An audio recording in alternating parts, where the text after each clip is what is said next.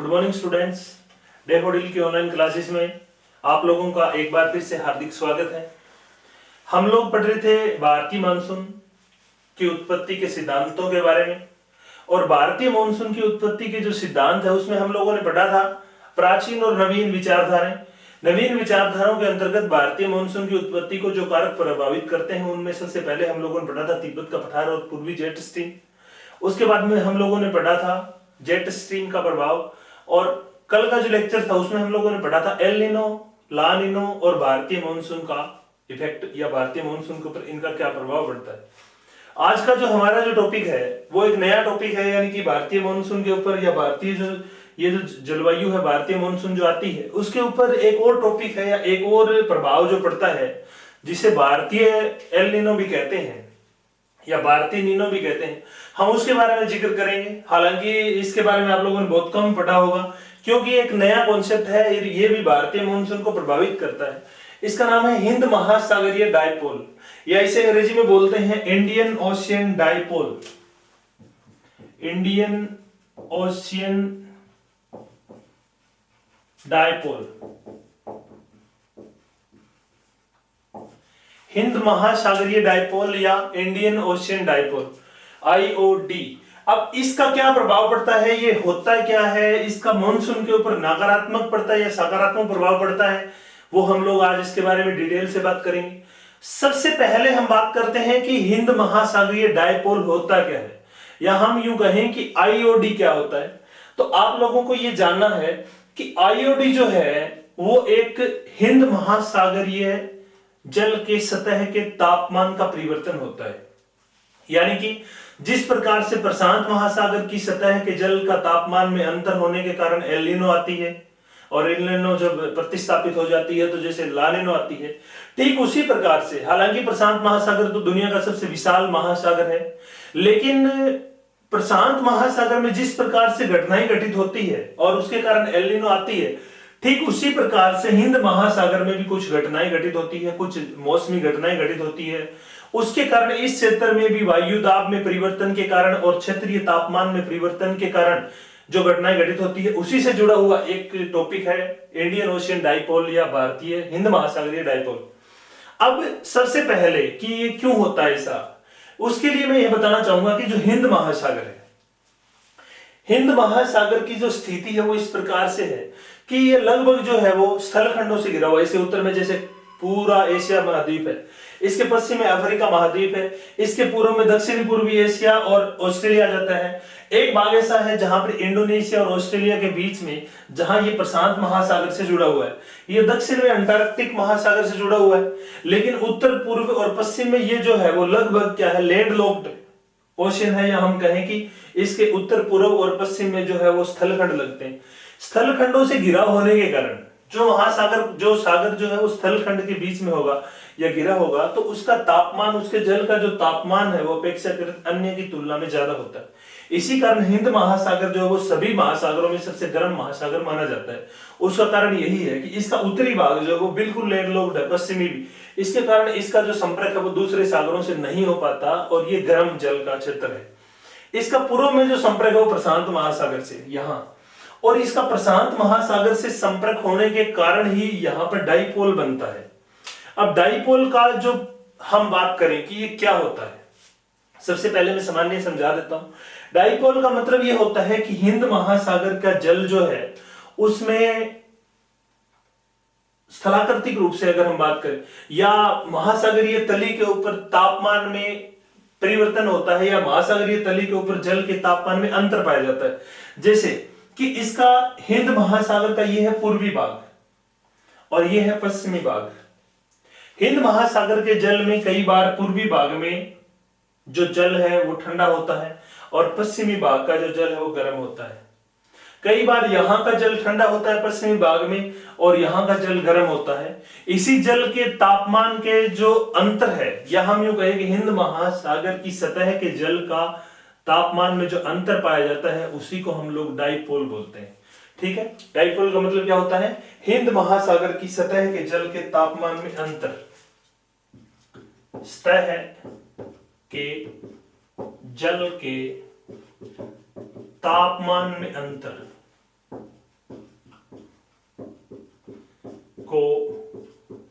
Dipole या Indian ocean dipole, IOD कहते हैं।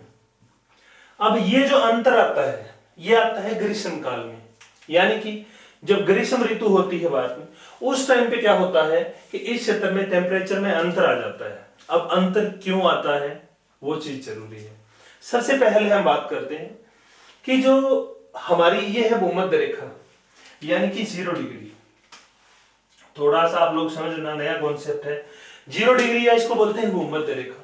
भूमध्य रेखा से 30 डिग्री उत्तर और 30 डिग्री दक्षिणी अक्षांशों तक एक धारा बहती है, या सॉरी एक पवन बहती है, जिसको हम बोलते हैं व्यापारिक पवनें। यानी कि 0 से 30 डिग्री के बीच इस प्रकार से उत्तर पूर्व और दक्षिण पूर्व से जो हवाएं बहती है, इसको हम बोलते हैं व्यापारिक पवनें। 30 डिग्री तक, 0 से 30 डिग्री अक्षांशों के बीच में दोनों गोलार्धों में व्यापारिक पवनें बहती है। और 30 डिग्री के बाद का जो क्षेत्र होता है, इसके बाद में अगर हम बात करें तो फिर बहती है पछुआ पवनें, इस प्रकार से पछुआ पवनें। तो यहां पर सबसे पहले हम बात करते हैं कि जो व्यापारिक पवनें बहती है उनके कारण डायपोल क्यों बनता है। तो डायपोल के बनने की अगर हम लोग बात करें तो सबसे पहले हम समझते हैं कि जो प्रशांत महासागर है, कई बार ऐसा होता है कि प्रशांत महासागर में जो गर्म जल है, वो गर्म जल इंडोनेशिया और ऑस्ट्रेलिया के बीच में से, यानी कि प्रशांत महासागर का जो गर्म जल यहाँ ऑस्ट्रेलिया में आकर टकराता है, जिसको हम लोग बोलते हैं कि सामान्य जो हिंद महासागर का, सॉरी प्रशांत महासागर का जो सामान्य जल परिसंचरण होता है, वो जो ऑस्ट्रेलिया और इंडोनेशिया से यहाँ आकर के टकराता है तो वो जल हिंद महासागर में प्रवेश कर जाता है। यहां से जल जो है वो हिंद महासागर में प्रवेश कर जाता है, और यही जो जल हिंद महासागर में प्रवेश करता है, इस जल को, जो ये जो जल आ रहा है, इस जल को पूर्वी पवनें, या इनको ईस्टर्ली भी बोल देते हैं, या इनको बोल देते हैं व्यापारिक पवनें। अब ये जो व्यापारिक पवनें हैं, जो व्यापारिक पवनें हैं वो प्रशांत महासागर से हिंद महासागर में प्रवेश करने वाले गर्म जल को तेजी से बहा करके और पश्चिम की ओर ले आती है। ऐसा तभी होता है जब व्यापारिक पवनें जिस साल ज्यादा प्रचंड होती है या ज्यादा तेजी से बहती है, उस साल ये क्या करती है कि प्रशांत महासागर से आने वाले गर्म जल को तेजी से पश्चिम की ओर बहा ले जाती है, और पश्चिम की ओर बहा ले जाकर के कहां इकट्ठा कर देती है, अफ्रीका तट के पास यहां इकट्ठा कर देती है। इस क्षेत्र में जो जल है वो बह करके और इस प्रकार से कहां आ जाता है, अफ्रीका के तट के किनारे यहां पर इकट्ठा हो जाता है। और इसके कारण क्या होता है कि अफ्रीका का जो पूर्वी तट है, यह अफ्रीका महाद्वीप है, इसका ये जो पूर्वी तट है, ये जो क्षेत्र है, यहां पर गर्म जल इकट्ठा हो जाता है। अब सामान्यतः क्या होता है कि जैसे हमारी धरती के ऊपर वायु का परिसंचरण होता है, जिस प्रकार से एक स्थान से वायु दूसरे स्थान की ओर उच्च दाब से निम्न दाब की ओर बहती है, ठीक उसी प्रकार से वायुमंडल के अंदर विपरीत बहती है। यानी कि जैसे हम बात करें कि ये कोई उच्च दाब का क्षेत्र है और ये कोई निम्न दाब का क्षेत्र है, तो धरातल के ऊपर इस प्रकार से वायु बहती है। लेकिन वायुमंडल में उसी जो ये जो गैप बढ़ जाता है, यहां से वायु यहां चली जाती है, तो इसकी पूर्ति करने के लिए इस प्रकार से वायु बहती है। तो इस प्रकार से जो एक परिसंचरण होता है, इसे हम बोलते हैं वायुमंडलीय परिसंचरण। उच्च दाब से निम्न दाब की ओर धरातल पर, और वायुमंडल में फिर निम्न दाब से उच्च, यहां से फिर वापिस, तो इसको हम बोलते हैं वायुमंडलीय परिसंचरण। परिसंचरण ठीक उसी प्रकार से महासागरों में भी क्या होता है कि जहां पर ज्यादा जल इकट्ठा हो जाता है, वहां से फिर जल के नीचे से जो जल है उसकी पूर्ति करने के लिए दूसरे स्थान पर चला जाता है। अब क्या हुआ कि जल के सरफेस के ऊपर, यानी कि जो जल की तल है उसके ऊपर, तो जल पूर्वी हिंद महासागर से आकर के पश्चिमी हिंद महासागर में इकट्ठा हो गया, और यहां से जो जल है वो नीचे से जो है वो बह करके कहां चला जाएगा, यहां चले जाएगा ऑस्ट्रेलिया तट के पास। अब इसके कारण क्या होता है कि यहां से जो जल जाएगा, अब नीचे से जो जल ऊपर आएगा, ये जल होता है ठंडा, और ये जो जल यहां आकर के इकट्ठा हुआ है यह है गर्म जल। गर्म जल अब अफ्रीका तट के पास, यानी कि पश्चिमी, ये क्या है पश्चिमी हिंद महासागर है और ये क्या है, पूर्वी हिंद महासागर है। अब पूर्वी हिंद महासागर में नीचे से ऊपर की ओर ठंडा जल आकर के इकट्ठा हो जाता है, तो यहां ये क्षेत्र क्या हो गया, ये ठंडे जल का क्षेत्र बन गया। और यहां पर क्या हुआ, इसके सरफेस के ऊपर, पश्चिमी हिंद महासागर के सरफेस के ऊपर गर्म जल इकट्ठा हो गया। तो इस प्रकार से क्या हो गया, जल के तापमान में हिंद महासागर में दोनों क्षेत्रों में परिवर्तन आ गया और क्या बन गया, डायपोल बन गया। तो डायपोल क्या होता है, हिंद महासागर के सरफेस के ऊपर टेम्परेचर में पाया जाने वाला स्थानिक अंतर होता है। अब जो डायपोल होता है वो 3 प्रकार का होता है। कितने प्रकार का होता है, 3 प्रकार का। कौन कौन से हम लोग यहां पर बात करेंगे कि जो डायपोल है वो कितने प्रकार का है, 3 प्रकार का है। कौन कौन से हैं 3 प्रकार, तो यहां पर हम बात करेंगे डायपोल के जो 3 प्रकार है उसमें पहला होता है सकारात्मक डायपोल, दूसरा होता है नकारात्मक डायपोल, नकारात्मक डायपोल, और इसमें तीसरा होता है उदासीन या हम यूं कहें न्यूट्रल डायपोल, जिसमें कोई रोल नहीं होता टेम्परेचर का, उसको न्यूट्रल बोल देते हैं। तो सबसे पहले हम बात करते हैं सकारात्मक या पॉजिटिव डायपोल। पॉजिटिव कब होता है, पॉजिटिव जब होता है जब हिंद महासागर के पश्चिमी तट पर गर्म जल हो और पूर्वी तट पर ठंडा जल हो। इसको क्या बोलते हैं, पॉजिटिव डायपोल बोलते हैं। मोस्ट इंपोर्टेंट, पॉजिटिव डायपोल का मतलब होता है हिंद महासागर के पश्चिमी तट पर गर्म जल का इकट्ठा हो जाना और पूर्वी तट पर ठंडे जल का इकट्ठा हो जाना। और इसके कारण होता क्या है कि गर्म जल है, सीधी सी बात है, हमारे जैसे यहाँ पर टेम्परेचर ज्यादा होता है अब अप्रैल मई जून के महीनों में, तो हवाएं गर्म होकर के ऊपर उठती है और ऊपर उठती है तो उसके कारण क्या होता है, आंधियां आती है, तूफान आते हैं, बारिश होती है, चक्रवात बन जाते हैं। ठीक इसी प्रकार यहाँ पर भी क्या होता है, यहाँ गर्म जल है, गर्म जल है तो यहाँ की वायु जो होती है आर्द्र हो जाती है और वो फिर ऊपर उठती है। यहां से वायु जो है वो ऊपर उठती है, ऊपर उठती है तो वो चक्रवात बनाती है और फिर इसके कारण बादल बनते हैं और बारिश होती है। और ये जो हवा है, जो ऊपर उठती हुई हवा जो है वो ऊपर उठ करके फिर बहना शुरू कर देती है, यानी कि उत्तरी गोलार्ध में अपनी दाईं ओर बह करके इस प्रकार से बहती है, इस प्रकार से, यानी कि भारतीय क्षेत्र की ओर बहती है इस प्रकार से, और फिर यहां आकर के नीचे उतरती है। तो वायु जहां पर नीचे उतरेगी वो क्या हो जाएगा, वो उच्च दाब का क्षेत्र हो जाएगा। अब सीधी सी बात है, यहाँ पे गर्म जल है, इसका मतलब तापमान ज्यादा है, तो इस क्षेत्र में क्या हो जाएगा, यहाँ पे जो अफ्रीका का पूर्वी तट है या पश्चिमी जो हिंद महासागर है, यहां गर्म जल के कारण क्या हो जाता है, वायु दाब जो है वो कम हो जाता है या लो प्रेशर हो जाता है, लो प्रेशर हो जाता है, वायु दाब कम हो जाता है, यहाँ पे गर्म जल हो जाता है, हवाएं ऊपर उठती है, चक्रवात बनते हैं और ये चक्रवात जाकर के इस भारतीय क्षेत्र में जाकर के टकराते हैं।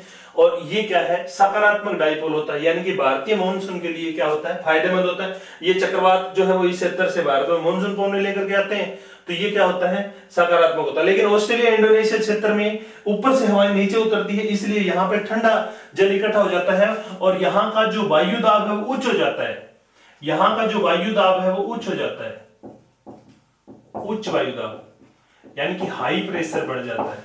और हाई प्रेशर के कारण यहाँ का जो मौसम है वो क्या होता है, स्टेबल हो जाता है, शांत क्षेत्र बन जाता है और यहाँ पे ना चक्रवात बनते हैं, ना बारिश होती है, हवाएं नीचे बैठती ऊपर नहीं उठती। इस प्रकार से इस क्षेत्र में क्या पड़ जाता है, सूखा। इस क्षेत्र में बारिश क्या होती है, कम होती है, लेकिन भारत में बारिश क्या होती है, ज्यादा होती है। इसलिए हम क्या बोलते हैं, इसको बोलते हैं सकारात्मक डायपोल।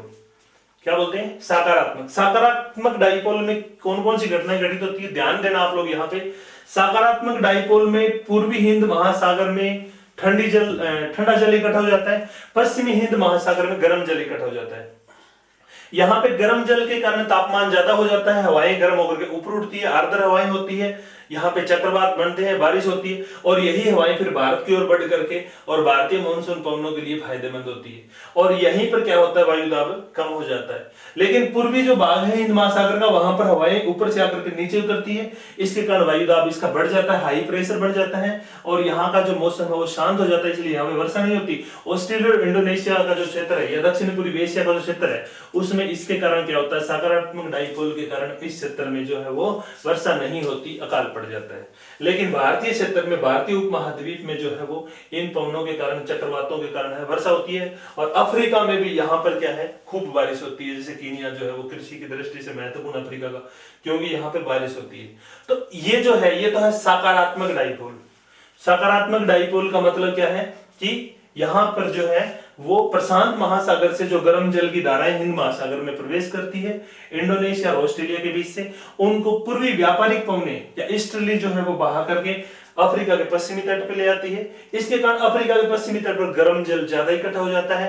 जहां पे गर्म जल ज्यादा इकट्ठा हो जाता है तो जल का संतुलन बनाने के कारण तली के नीचे से जो जल है वो जाकर के ऑस्ट्रेलिया तट के ऊपर आता है, तो वहां पे ठंडा जल ऊपर आता है, इसके कारण एक संतुलन बन जाता है, और फिर उसके कारण डाइपोल क्रिएट होता है, जिसको पॉजिटिव डाइपोल बोलते हैं, या हम लोग कहते हैं सकारात्मक डाइपोल। सकारात्मक डाइपोल भारतीय मानसून के लिए फायदेमंद होता है, मोस्ट इंपोर्टेंट है।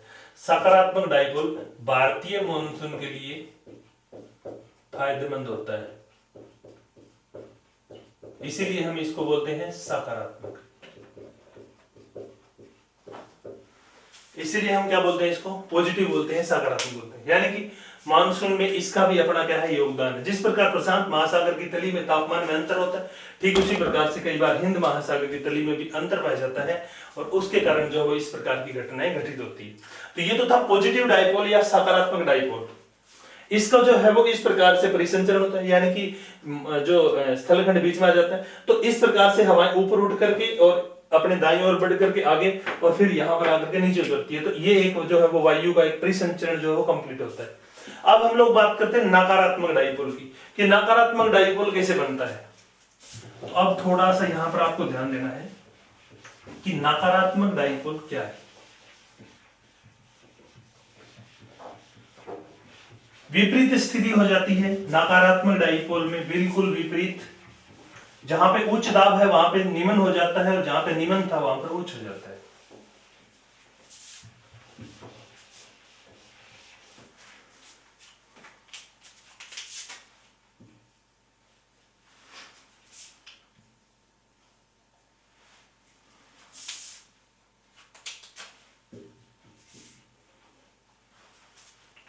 अब क्या होता है नकारात्मक में, क्या होता है कि जो जल यहाँ पे इकट्ठा हुआ था, अब ये डाइपोल क्यों बनता है, दो कारणों से बनता है। देखो यहाँ पर ये चीज भी आप लोगों को समझनी जरूरी है। एक तो जो व्यापारिक पवने हैं, जिस साल व्यापारिक पवने ज्यादा प्रचंड होती है, वो यहाँ से हवाओं को, यहाँ से गर्म जल को बहा करके और यहाँ ले आती है। लेकिन जिस साल व्यापारिक पवने कमजोर होती है, उस साल पछुआ पवने अगर मजबूत हो, तो पछुआ पवने अपने साथ यहाँ जो जल इकट्ठा हुआ था उसको बहा करके यहाँ ले जाती है।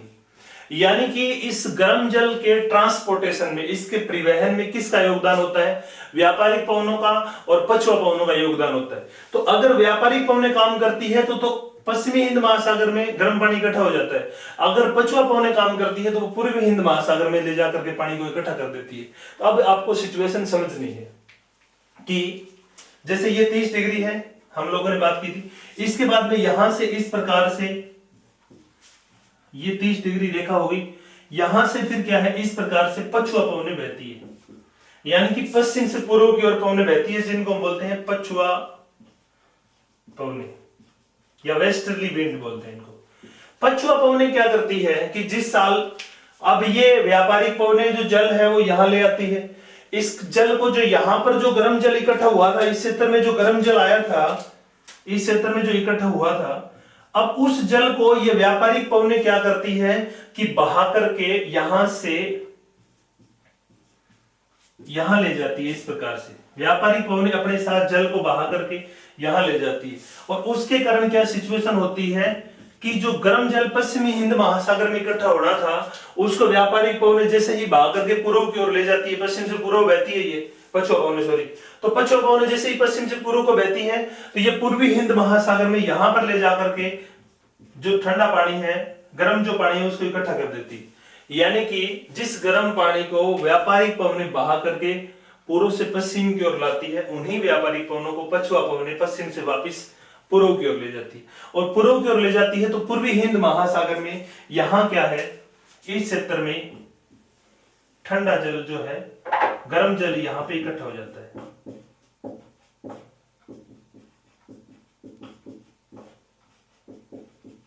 अब पूर्वी हिंद महासागर में ये क्या है, पूर्वी हिंद महासागर है।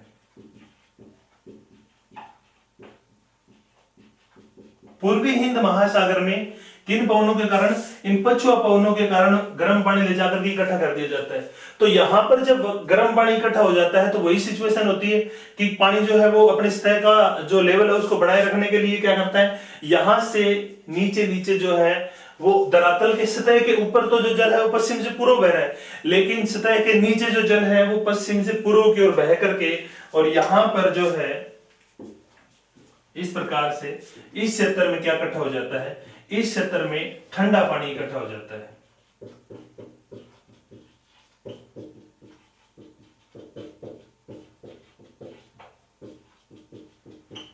ठंडा पानी कहां एकत्रित हो जाता है, पश्चिमी हिंद महासागर में। ये कौन सा क्षेत्र है, पश्चिमी हिंद महासागर है। अब पश्चिमी हिंद महासागर में क्या होता है कि धरातल के यानी कि सतह के नीचे से जल की सतह के नीचे से आकर के और ठंडा पानी एकत्रित हो जाता है और पूर्वी हिंद महासागर में पछुआ पवनों को द्वारा बहाकर ले जाने के कारण जो है वो गर्म पानी इकट्ठा हो जाता है। अब सिचुएशन क्या हो जाती है, विपरीत हो जाती है कि पूर्वी हिंद महासागर में पहले ठंडा पानी था, अब गर्म हो गया। पश्चिमी हिंद महासागर में पहले गर्म था, अब ठंडा हो गया। अब जहां पे गर्म पानी होगा तो यहाँ पर हवाएं ऊपर उठेगी, गर्म होकर के हवाएं ऊपर उठेगी तो यहाँ से जो हवाएं हैं वो बादल बनाएगी और फिर जो है वो यहाँ पे वर्षा होगी। तो इस क्षेत्र में क्या होता है, चक्रवातीय दशाएं उत्पन्न हो जाती है और यहाँ पे गर्म जो जल एकत्रित होने के कारण इस क्षेत्र का जो प्रेशर है वो क्या हो जाता है, वायुदाब क्या हो जाता है, निम्न हो जाता है। जो वायुदाब उच्च था वो निम्न हो जाता है, यानी कि लो प्रेशर बढ़ जाता है। और यहाँ पर ठंडा जल इकट्ठा होने के कारण क्या हो जाता है, उच्च दाब बढ़ जाता है, हाई प्रेशर। पश्चिमी हिंद महासागर में उच्च दाब और पूर्वी हिंद महासागर में निम्न दाब का क्षेत्र बन जाता है और इसके कारण यहां से हवाएं गर्म होकर के ऊपर उठ करके और यहाँ पे जो है वो चक्रवाती दशाएं उत्पन्न करती है, जिसके कारण पूर्वी हिंद महासागर से लगते जो क्षेत्र है ऑस्ट्रेलिया, इंडोनेशिया, दक्षिण पूर्वी एशिया में बारिश होती है। लेकिन अफ्रीका का जो पूर्वी तट है यहाँ पे बारिश नहीं होती क्योंकि यहाँ पे उच्च दाब का केंद्र बन गया। हवाएं जो है वो यहां से ऊपर उठ करके, यहां से जो हवाएं ऊपर उठ रही है वो इस प्रकार से आगे बढ़ती है और ये जो हवाएं आगे बढ़ती है यही हवाएं जा करके और हिंद महासागर में रास्ता तय करती हुई अफ्रीका के पास से जाती हुई और फिर जा करके कहां नीचे उतरती है, अफ्रीका के पूर्वी तट के साथ नीचे उतरती है, या हम कहें कि पश्चिमी हिंद महासागर में नीचे उतरती है। तो हवा का जो चक्कर है वो इस प्रकार से बन जाता है, यानी कि स्थिति क्या हो जाती है, विपरीत हो जाती है। कब, ग्रीष्म काल में। और इस प्रकार से हवाएं बहने के कारण, इस डाइपोल के कारण क्या होता है कि अफ्रीका का पूर्वी तट जो है वो अकाल पड़ जाता है, यहाँ पे बारिश नहीं होती और भारतीय मानसून के ऊपर भी ये क्या करता है, नकारात्मक प्रभाव डालता है। इस डाइपोल के कारण जो हवाएं जो चक्रवात उठ करके और ऑस्ट्रेलिया के तटों से जो यहाँ पर इस क्षेत्र में यानी कि बंगाल की खाड़ी में बढ़ते हैं, तो उसके कारण वो बंगाल की खाड़ी में जो क्षेत्र है यहाँ से विपरीत प्रेशर डालते हैं, उसके कारण जो अरब सागर से जो मानसून पवन हिंद महासागर से आनी होती है उनको ये क्या करता है, कमजोर करने की कोशिश करता है और उसके कारण भारतीय मानसून पर क्या प्रभाव डालता है, नकारात्मक प्रभाव डालता है। तो इसीलिए इसको हम क्या बोलते हैं, नकारात्मक डाइपोल बोलते हैं। नकारात्मक डाइपोल क्या करता है, यह भारतीय मानसून को कमजोर करता है, भारतीय मानसून को कमजोर करता है।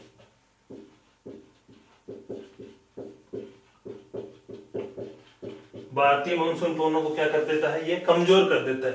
तो ये हमें जो है वो समझना है कि नकारात्मक डाइपोल में पूर्वी हिंद महासागर में वायुदाब जो है वो क्या हो जाता है, निम्न हो जाता है। पूर्वी हिंद महासागर में गर्म पानी इकट्ठा हो जाता है, लेकिन पश्चिमी हिंद महासागर में ठंडा पानी इकट्ठा हो जाता है। इसके कारण यहाँ का वायुदाब उच्च हो जाता है, और उच्च वायुदाब होने के कारण जो है वो इस प्रकार की सिचुएशंस जो है वो क्रिएट हो जाती है कि हवाएं जो है वो पूर्वी हिंद महासागर में गर्म होकर के ऊपर उठ करके चक्रवात बनाती है। और यही चक्रवात, यानी कि इसके अभिप्राय ये है कि इस टाइम पे नकारात्मक डाइपोल की सिचुएशन में बंगाल की खाड़ी का जो क्षेत्र है या पूर्वी हिंद महासागर का क्षेत्र है, यहां पर गर्म पानी एकत्रित हो जाता है, और अरब सागर और पश्चिमी हिंद महासागर में ठंडा पानी एकत्रित हो जाता है।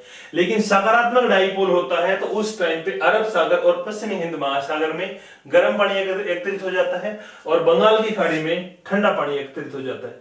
तो सकारात्मक यानी कि भारत में अच्छी मानसून होने के लिए क्या जरूरी है, अरब सागर में गर्म पानी इकट्ठा होना जरूरी है, और बंगाल की खाड़ी में ठंडा पानी इकट्ठा होना जरूरी है। लेकिन भारत में नकारात्मक कब हो जाता है, जब अरब सागर में ठंडा पानी एकत्रित हो जाता है। यहां पर जब स्थिति मतलब सामान्य हो जाती है, सॉरी, या हम यूं कहें कि यहाँ पर ठंडा पानी इकट्ठा हो जाने के कारण क्या होता है, मौसमी दशाएं शांत हो जाती है, यहाँ पर चक्रवात नहीं बढ़ पाते, उसके कारण क्या होता है, भारतीय मानसून कमजोर हो जाता है। तो इसको हम बोलते हैं सकारात्मक और नकारात्मक डाइपोल। सकारात्मक जो डाइपोल होता है वो इस सिचुएशन में होता है, यानी कि इस प्रकार से हवाएं जाती है तो वो भारतीय मानसून के लिए फायदेमंद होती है। लेकिन नकारात्मक होता है तो फिर इस प्रकार से हवाएं आती है। तो इस प्रकार से ये होता है भारतीय या हिंद महासागरीय डाइपोल। इसको बोलते हैं इंडियन ओशियन डाइपोल, यानी कि इंडियन ओशियन या हिंद महासागर के सतह के जल के तापमान में अंतर जो होता है वो ग्रीष्म काल में कई बार होता है, और वो इस प्रकार की स्थिति पैदा कर देता है कि वो भारतीय मानसून के ऊपर ये प्रभाव डालता है। ये होता है सकारात्मक प्रभाव, बारिश अच्छी होती है। नकारात्मक प्रभाव, भारत में बारिश कम होती है, इस क्षेत्र में ज्यादा होती है। इसी प्रकार से उदासीन, जब इस पूरे क्षेत्र का तापमान सामान्य बना रहे, या हम यूं कहें कि पूरे हिंद महासागर के तापमान के दोनों क्षेत्रों में ज्यादा परिवर्तन ना हो, तो उस स्थिति को हम लोग बोलते हैं उदासीन डाइपोल। उस टाइम पे फिर जो मानसून होती है वो अपने हिसाब से, यानी कि जितना नॉर्मली होता है उसके ऊपर ना नेगेटिव इफेक्ट होता है और ना ही पॉजिटिव इफेक्ट होता है, इसलिए हम उसको बोलते हैं न्यूट्रल डाइपोल या उदासीन डाइपोल। तो इस प्रकार से ये होता है डाइपोल या हिंद महासागरीय डाइपोल। इसमें से आपको कई प्रकार के क्वेश्चन है वो पूछे जा सकते हैं। डाइपोल होता क्या है? डाइपोल हिंद महासागर की सतह के जल में क्षेत्रीय परिवर्तन होता है। सकारात्मक डाइपोल क्या होता है? सकारात्मक डाइपोल का मतलब होता है पश्चिमी हिंद महासागर यानी कि अरब सागर में गर्म जल का इकट्ठा हो जाना, और बंगाल की खाड़ी यानी पूर्वी हिंद महासागर में ठंडे जल का इकट्ठा हो जाना। इसके कारण भारतीय मानसून के ऊपर सकारात्मक प्रभाव पड़ता है। नकारात्मक डाइपोल क्या होता है? नकारात्मक डाइपोल की स्थिति के अंदर पश्चिमी हिंद महासागर यानी कि अरब सागर में ठंडा पानी इकट्ठा हो जाता है, और पूर्वी हिंद महासागर यानी कि बंगाली खाड़ी में गर्म पानी इकट्ठा हो जाता है। उसके कारण जो है भारतीय मानसून के ऊपर नकारात्मक प्रभाव पड़ता है। और न्यूट्रल होता है जब ये दोनों इस प्रकार से ना बढ़े, तो उसको हम बोलते हैं न्यूट्रल डाइपोल। तो इस प्रकार से ये तो हो गया हिंद महासागरीय डाइपोल। तो यानी कि हमारी जो भारतीय मानसून है उसकी जो मॉडर्न थ्योरी है उसके अंतर्गत एक मोस्ट इंपोर्टेंट टॉपिक है हिंद महासागरीय डाइपोल। खास करके जो विद्यार्थी नेट की तैयारी करते हैं, जो आरएस की तैयारी करते हैं, जो आईएएस की तैयारी करते हैं, उनके लिए ये बहुत ही इंपॉर्टेंट टॉपिक है। आप लोगों को जो है इसमें ध्यान देना है।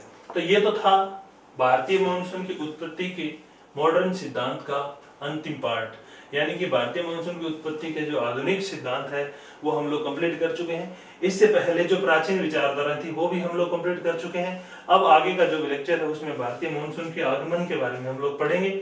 आप लोगों को ये नया वीडियो, ये नया टॉपिक कैसा लगा आप लोग हमें कमेंट करके जरूर बताएं। अगर आप लोगों ने इस चैनल को सब्सक्राइब नहीं किया है तो आप चैनल को सब्सक्राइब करें, वीडियो को लाइक करें, वीडियो को शेयर करें। धन्यवाद।